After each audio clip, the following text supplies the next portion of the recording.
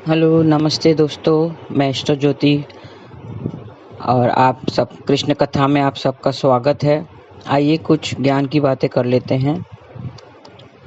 मैंने कुछ दिन पहले 2 लोगों की बातें की थी। लोग कौन से तरह के होते हैं, एक चालाक लोग होते हैं और दूसरे समझदार लोग होते हैं। उसी में ही मैंने हिरण्यकश्यपु और प्रहलाद की बात की थी। अब 2 और पात्र ले लेते हैं, रावण और विभीषण। रावण बहुत चालाक था, चतुर था। उसने चालाकी से माता सीता का हरण किया था और सोने का हिरण, जो होता नहीं है सोने का हिरण, उसको बना लिया था और फिर साधु का वेश धारण करके, चालाकी से साधु का वेश धारण करके उसको माता सीता को हर लिया था। तो चालाकी में थोड़ी सी बेईमानी आ जाती है, तो रावण ने भी बेईमानी से साधु का वेश धारण करके उसने सीता का हरण किया था। वहां दूसरी ओर विभीषण जो था, रावण का भाई था, लेकिन वो पूरा विपरीत था उसके। रावण का महलों में रहता था, हीरे जवाहरात थे, उन बड़े बड़े महलों में रहता था, लेकिन विभीषण वहीं पर छोटी सी कुटिया में रहता था और सारे दीवारों पर राम राम राम राम उसने लिख लिया था। वो समझदार था और उसे पता था कि ये जो कर रहा है रावण वो ठीक नहीं है।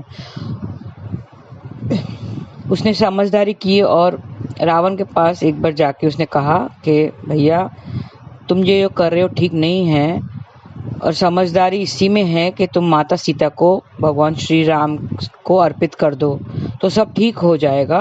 उसी में ही समझदारी है। जो ये कर रहे हैं ये आप गलत कर रहे हैं। सीता को हरण करके लाए हैं तो उसको श्री राम को वापस सौंप दो। उसने बहुत समझाया लेकिन वो नहीं समझा, रावण नहीं समझा। कहते हैं ना कि विनाश काले विपरीत बुद्धि। तो उसकी बुद्धि काम नहीं की और उसको गर्व भी था, गर्विष्ठ था, वो बहुत अहंकारी था वो। तो उसने बोला नहीं, मैं नहीं दूंगा, चाहे कुछ भी हो जाए, मैं सीता को वापस नहीं दूंगा। तो देखेंगे कि ये समझदार था विभीषण। तो उसने क्या किया, उसने उसका महल छोड़ के, उसको पता चला कि ये सब गलत कर रहा है, तो उसने रावण का महल छोड़ के वो राम की शरण में आ गया। और जो भी राम की शरण में आ जाता है तो भगवान उसको माफ कर देते हैं, उसके सब पापों को माफ कर देते हैं और अपनी शरण में ले लेते हैं। तो रावण ने तो नहीं उसकी शरण ली, लेकिन विभीषण जो उसका भाई था वो राम की शरण में गया और उसको अंत क्या हुआ, उसका विभीषण का अंत में क्या हुआ, उसको लंका का राजा बना दिया गया। और रावण का अंत क्या हुआ, सबको पता है कि रावण का अंत, अहंकारी लोगों का अंत क्या होता है, उसको अपने प्राण खोने पड़े। तो इस तरह से हमें भी चालाक नहीं बनना है, हमें समझदार बनना है, समझदारी से काम करना है और हमें प्रभु के शरण में जाना चाहिए। कुछ भी हो, हमें श्री राम के शरण में जाना चाहिए, प्रभु के शरण में जाना चाहिए, ईश्वर के शरण में जाना चाहिए और उसका नाम जाप करना चाहिए। हरे कृष्ण कृष्ण कृष्ण हरे हरे, हरे राम राम राम हरे हरे। तो ऐसा करने से हमारे सब जो दुख हैं वो सब दूर हो जाते हैं। अभी दुख क्यों आते हैं ये जरा सा सोच लेते हैं। मैंने एक लाइन डाली है ग्रुप में, आहार, विचार और व्यवहार, ये 3 चीजें अगर अच्छी होती हैं तो हमारे जो भी सेहत है वो अच्छी होती है और दूसरा कोई उपचार करने की जरूरत नहीं पड़ती है। यही सही उपचार है, असली उपचार यही है। क्या है? अच्छा आहार। आहार क्या होता है? खाना पीना। हम देखते हैं आजकल सब बच्चों को आदत हो गई है, संडे आता नहीं है कि चलो रेस्टोरेंट में, चलो रेस्टोरेंट में जाके 1000-2000 का बिल आ जाता है, खुशी खुशी भर लेते हैं, पिज़्ज़ा बर्गर ये वो। कभी तो जो नॉनवेज खाते हैं वो चिकन वगैरह, बटर चिकन ये वो सारा खाते हैं, 1000-2000 का बिल यूँ खुशी खुशी दे देते हैं।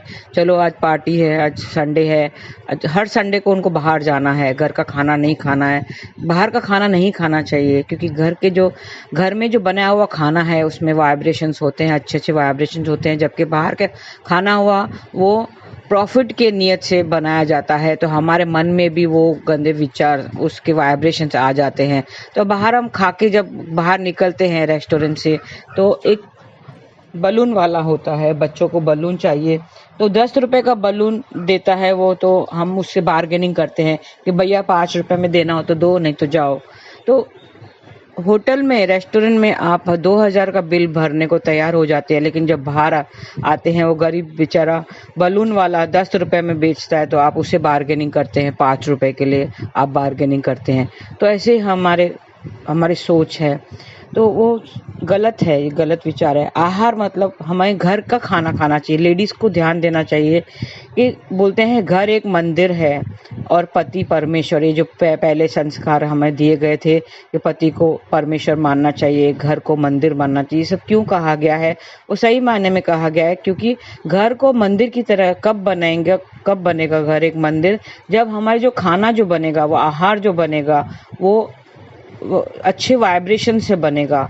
कब ऐसे बनेगा? जब हम सुबह जब खाना बना रहे हो, जो भी महिला है घर की खाना बना रहे हैं, तो साइड में एक मंत्र या कुछ महामंत्र चालू करना चाहिए। कोई भी मंत्र आप जिसको मानते हो, जो दिन का जो मैं जो डालती हूँ वो मंत्र आप चालू करें, या कोई भजन चालू करे, कीर्तन चालू करे, सत्संग चालू करे, कृष्ण कथा चालू करके रखे और खाना बनाइए। आप जैसे हरे राम राम राम हरे हरे, हरे कृष्ण कृष्ण कृष्ण हरे हरे, यही चालू करेंगे। या कोई भी मंत्र आप चालू करें, ओम गणपते नमः, ऐसा आप यूट्यूब में तो आजकल सारे मिल जाते हैं। तो अगर वो साइड में चालू करेंगे और आप खाना बनाइए और वो खाना देखिए, वो खाना थोड़ा सा अगर प्याज लहसुन के बिगर हो तो मेरे कृष्णा को भोग लगाइए, या जो चावल बना रहे हैं, जो रोटी बना रहे हैं, वो कृष्णा को भोग लगाइए। तो हमारा पूरा जो खाना है वो एक प्रसाद की तरह हो जाएगा। और जो प्रसाद वो वाइब्रेशन से, जो आपने वाइब्रेशन उसमें डाले हैं, जो मंत्र की जो वाइब्रेशन उसमें खाने में आता है, तो वो अगर घर के सारे लोग खाते हैं तो वो सब स्वस्थ हो जाते हैं, उसमें स्ट्रेस वगैरह नहीं आता है। आजकल सबका प्रॉब्लम स्ट्रेस है, बीपी, शुगर, हार्ट प्रॉब्लम, तो ये सब जो है सबका प्रॉब्लम क्या है? स्ट्रेस है। स्ट्रेस बढ़ गया है आजकल, क्योंकि बाहर का खाना वगैरह खाते हैं, तो आहार हमारा अच्छा नहीं है। पिज़्ज़ा, बर्गर, मोमोज, आजकल क्या क्या खाते हैं, मोमोज आ गया है, वो तो बहुत ही ख़राब है। तो उसमें जो डालते हैं, मेयोनीज वगैरह डालते हैं, और चाइनीज़ आजकल बहुत खाते हैं बच्चे लोग, तो वो सब नहीं खाना चाहिए। आज लोगों को, बच्चों को आजकल बाहर का खाना पसंद आ गया है। तो घर का खाना ऐसे स्वादिष्ट बनाइए, वो जब ऐसे आप अच्छे वाइब्रेशन डाल के जो बनाएंगे ना, तो खुद ही खुद स्वादिष्ट हो जाएगा, भगवान के वाइब्रेशन उसमें आ जाएंगे और वो प्रसाद बन जाएगा। तो प्रसाद किसी का नुकसान नहीं करता है, तो प्रसाद बन के आप सब लोगों को खिलाइए, तो स्ट्रेस रहेगा ही नहीं ना। स्ट्रेस नहीं रहेगा तो ना बीपी होगा, ना शुगर होगा, ना कोलेस्ट्रॉल बढ़ेगा, ना हार्ट डिजीज होगा, ना किसी को हार्ट अटैक आएगा। तो सबका प्रॉब्लम स्ट्रेस है। स्ट्रेस, ट्रेन, आजकल मोबाइल हाथ में लेके रखा है सब लोग ने, तो वो एक कारण है, मोबाइल एक कारण है स्ट्रेस बढ़ाने का। क्योंकि इतने घंटे हम स्क्रीन टाइम इतना बढ़ गया है कि सारा दिन हम मोबाइल, कुछ आया तो नहीं, कुछ मैसेज आया तो नहीं, कुछ नोटिफिकेशन आते रहता है, तो नोटिफिकेशन को थोड़ी देर बंद कर देना चाहिए और जो स्क्रीन टाइम है वो कम करना चाहिए, क्योंकि मोबाइल ही स्ट्रेस देता है।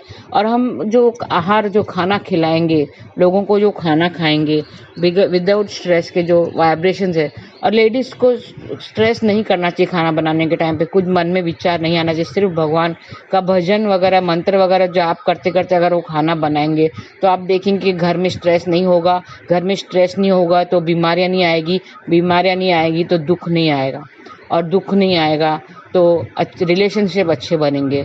तो रिलेशनशिप अच्छे बन गए तो बस और क्या चाहिए? रिलेशनशिप अच्छे हो गए तो प्यार वगैरह सब बढ़ जाएगा, प्रेम बढ़ेगा और हमारे रिश्ते अच्छे हो जाएंगे और हम सुखी हो जाएंगे।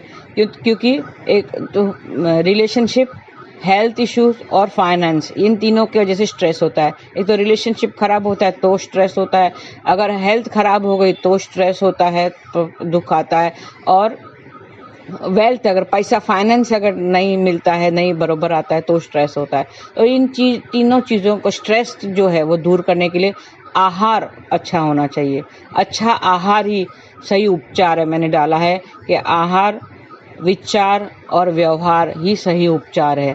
तो दूसरे कोई दवाइयाँ खाने की ज़रूरत नहीं है। दवाई से और जो साइड इफ़ेक्ट होते हैं, एलोपैथी की दवाइयाँ इतनी ख़राब हैं आजकल, इतने बड़े बड़े पत्ते आते हैं, तो वो खाने से और स्ट्रेस बढ़ जाता है। तो दवाइयों से दूर रहिए, दवाई से दूर रहिए, अपना जो नेचुरल जो है हम नेचुरल उपचार हम करेंगे। आज आहार की बात की है, तो कल फिर मैं विचार की बात करूंगी कि कैसे विचार होने चाहिए। तो आहार आप लेडीज़ लोग ध्यान रखिए, जो खाना बना रहे हो, जेंट्स भी खाना बनाते हैं आजकल, लेडीज़ जो खाना बना रहे हैं वो अच्छे वातावरण में, जैसा अन्न वैसा मन वैसा तन, ऐसा बोला गया है। शिवानी जी कहती हैं कि जैसा अन्न होगा वैसा मन में विचार आएंगे, और जैसे विचार अच्छे आएंगे तो हमारा तन भी ठीक होगा, तन भी वैसे ही होगा, मतलब अच्छा होगा, कोई बीमारियां नहीं आएगी तन में। तो मुझे आशा है कि आपको ये थोड़ी सी समझ आ गई होगी, और कल फिर हम दूसरे टॉपिक पे विचार करेंगे, विचार पे विचार करेंगे। आज का दिन शुभ रहे। हरे कृष्ण।